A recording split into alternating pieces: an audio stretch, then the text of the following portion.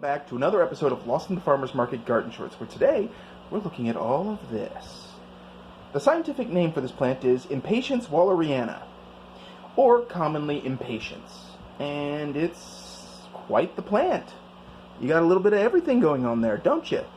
And you got some flowers falling off, and a little side shooty thing there, and of course that lovely, almost salmon pink. Now, Impatiens are in the Balsam-Impatiens family, which is the touch-me-nots, and I'll get into why they're called that in a moment. Impatiens itself is Latin for the word impatient, which also ties into the touch-me-not name. Now, walleriana is named for the British missionary Horace Waller. Okay? This plant, or its progenitors, its precursors, are native to eastern Africa from Kenya to Mozambique, which is a pretty good range. Again, an African plant where they you have to really look to find out where it's from because they cut off the history. I'm not bitter.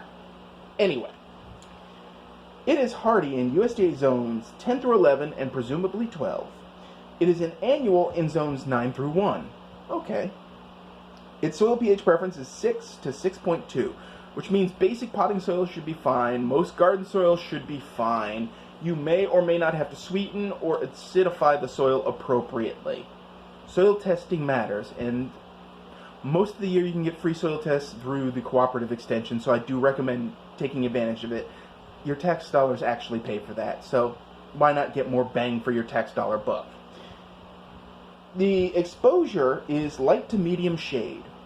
So here's the thing. Plants that bloom in shade are an interesting bunch. More plants bloom in some state of sun, but impatiens, the basic bought at the nursery impatiens, are not a full sun plant. They're not even really a partial sun plant. They need shade. This specimen, which by the way is awfully narrow looking, you can't really see it, but it's squeezed in the front of another pot underneath some fennel, and it is absolutely gorgeous. It's very happy. And that is actually how you should do it. You should plant it in the light filtered shade of something else. Unless you have a mostly shaded garden, in which case, you make do where necessary. Now, the height can be 6 to 24 inches. That's 2 feet. And the width can be up to 2 feet as well. And this plant is clearly about a foot tall. And it's not done, as you can see by this little leg coming out the side here. Now, it has some alternate names, like Busy Lizzie, Balsam, Sultana, Touch Me Not, and it was previously known as Impatiens sultani. I don't know why the name changed. I couldn't find any information in any of my old books, but I did note that the name did change. Now, I have some gardening books that go back, because, again, what good horticulturist doesn't have a library of books talking about plants in too much detail, but a couple of my books going back to the 50s do list it as Sultana, which is kind of interesting. Sultanii. None of them say why they changed the name, and I'm just going to accept that. It's sort of like moving rosemary into sage. Whatever. Well, that's because of a genetic test. Anyway, you imagine that on Maury Povich, folks? And by the way, you are the genetic father, and then suddenly the sage plant runs out in dramatic form. Anyway, so, these plants are called touch-me-not. Actually, the grouping of them are called touch-me-not because they have exploding seed pods. And these seed pods have a hair trigger, and that is a biological defense mechanism. Yeah, plants be crazy. Am I right? So, what happens is that a seed pod will form after this flower is done. And it'll be about, perhaps an inch, maybe a half-inch long. And it has a mechanism in it that causes it to explode, but the explosion curls the portions of the seed pod, and that mechanism flings the seeds away from the parent plant, allowing it to survive. But also, this is a mechanism to defend against a certain type of caterpillar that will eat its way into the pod and eat the seeds before they harden off. And this mechanism can fling the caterpillar several feet away, which is pretty cool. Now, there's a video of this, in fact. If you go on YouTube, and you look up David Attenborough Impatiens, you'll see this video about jewelweed, its cousin, its native cousin, and that's Impatiens pallida, which, by the way, is a remedy for poison ivy. You can use a tincture, or not a tincture, a boiled down concoction / tincture of it to soothe poison ivy rashes and shorten the duration of your discomfort. Yay!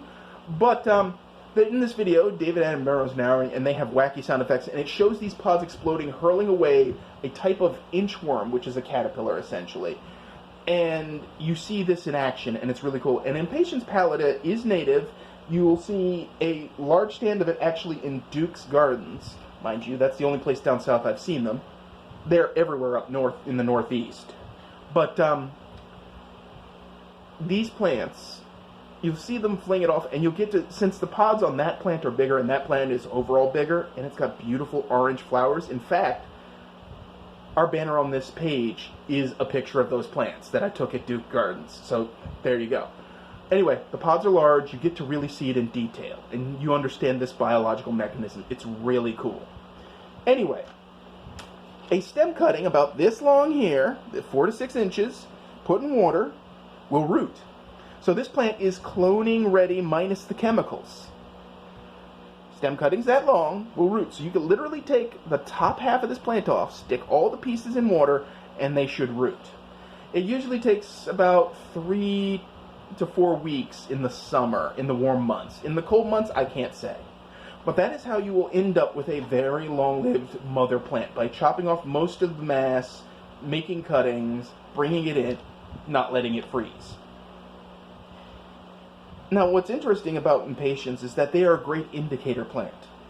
Impatiens will wilt terribly dramatically if they get too much sun or the soil is just dry enough. Which is where the joke I always make about wilting and getting the vapors, that's where it comes from. Watching Impatiens go, I have been caressed by the sun, and then they look like they're going to die, and then you water them a little bit and they're like, I have been refreshed. It's really crazy. But I'm sure some of you have seen this in action, so you know what I'm talking about. Now, here's a weird bit about Impatiens that you probably didn't know. Impatiens flowers, specifically, they go through a sex change. When they first open, they're male. Probably that one there. Sir? Sir? Anyway, but once all the pollen has shed, they become female. Ma'am? Now that's interesting, because what that means is that different flowers on the same plant may be different sexes, but technically they're not. Technically the plant's still hermaphroditic, because it's got both on the same thing, and they both come from the same flower. But it's a weird biological adaptation to guarantee that pollination happens. And preferably, and for the plant, preferably, that there is some kind of available pollen base. Now, here's another fact. The flowers, not so much that one's kind of gross, but the flowers are fully edible. Yeah.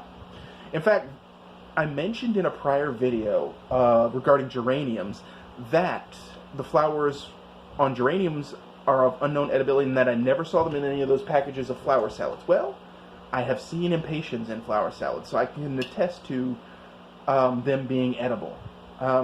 They're kind of sweet. It's a weird flavor. You're like, I'm definitely eating some plant. It's definitely a flower. But beyond that, Impatiens are really easy. They're a great indicator plant to tell you when the soil is dry, because if they're wilting, it's either they've had too much sunlight or the soil is dry. And they come in a multitude of colors. This salmony pink is just one color. They come in whites, reds, pinks. There are bicolors. There's varieties called sun-patiens, which are Impatiens that have been crossed or bred to take more sun, even though realistically, I mean, whatever. Then there's the New Guinea Impatiens, which are these Impatiens, but they're related. They're Balsam-Impatiens, but they're different, and they take more sun, and they come in even more colors and foliage colors. Impatiens are a very easy bedding plant. They don't require much fertilizer, they just require regular water. Keep them out of the full laser southern sun and you'll be happy. They're great, and they don't really get pests. I mean, sometimes slugs can be an issue, but not really much. So, if you have any thoughts about growing traditional bedding impatiens, or raiding the distressed plant rack over at Blows, which is where this guy came from, or for that matter, anything else, please leave them in the comments section. If you like this video, hit like. If you haven't already, please hit subscribe. And at the end of this video description, you will find a link to our forage blog, where we're talking about weeds you can eat. In addition to that, folks, thank you for watching, and as always, keep them growing.